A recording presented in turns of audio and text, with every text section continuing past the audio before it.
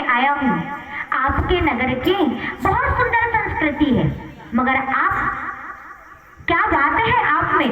भगवान राम ने कहते कि आप तुम क्यों बात कर रहे हो?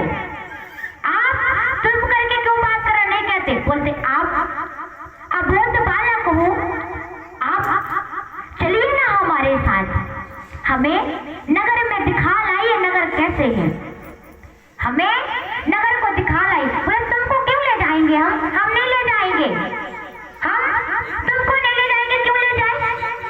आप हमारी उंगली पकड़ो, हमें गोदी में ले लो। जब तो कहने का अर्थ ये है मैया कि हम आपके गांव आए, आप हमें मारेंगे भी तो हम तो इसलिए बाहर से आए हैं, तो चुप रहेंगे। आप लोग तुम करेंगे भी, हमें बात करोगे तो हमें तो क्या आप करके बात करना पड़ेगा। तो हमें संस्कृति सीखना चाहिए। वही बोलती होंगी ना मैया कि वही बोलती है, तो वही आज की कथा हमें संस्कृति की ओर ले जा रही है। कहाँ संस्कृति अक्ल से कहाँ ले जाएगी? हमें किस प्रकार से, हमें एक बहू बनकर किस प्रकार से अपने कर्तव्य को निभाना चाहिए। अब परसों किस प्रकार से कि अपने घर को छोड़कर पति के साथ कैसे रहना चाहिए। नरसों कैसे सिखाया जाएगा कि कितना अत्याचार पत्नी का होता है, पत्नी के साथ, बहन बेटियों के साथ कोई भी छल कर सकता है। तो इस प्रकार से कथा जिस प्रकार से आएगी ना मैया, उस प्रकार से आपको शिक्षा देते हुए जाएगी। हमें और आपको क्या करना है? धारण करना है मैया, उस चीज को उतारना है।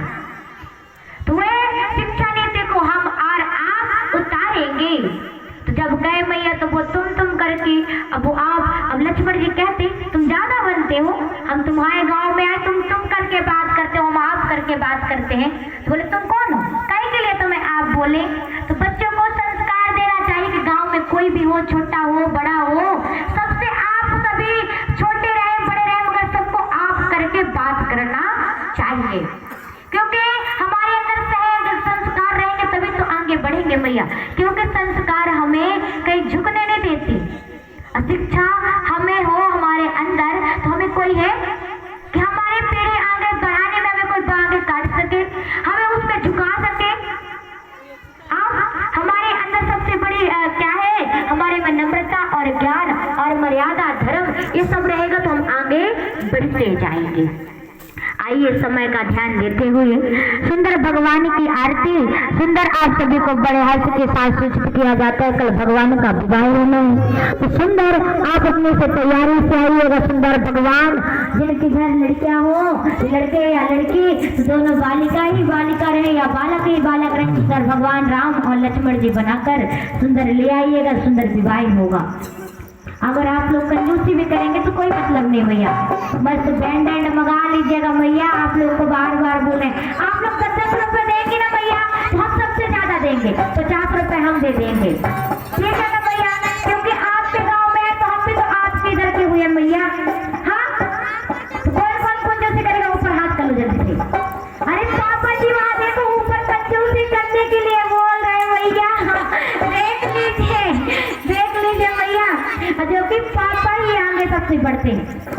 कल टॉफी भी वही लेके आए, आज पापा जी ऊपर, हम देख लिए वो पापा जी, वो भैया बैठे हैं दोनों पापा जी को। अब टैक्स लगेगा भाई पापा जी लोग, अब पापा जी को तो बैंड करना पड़ेगा। जब तुम पीछे डिनर करेंगे भैया, लड्डू पेड़ा सब मिलेगा, मगर 10 रुपये टैक्स सबका लगेगा, ठीक है भैया?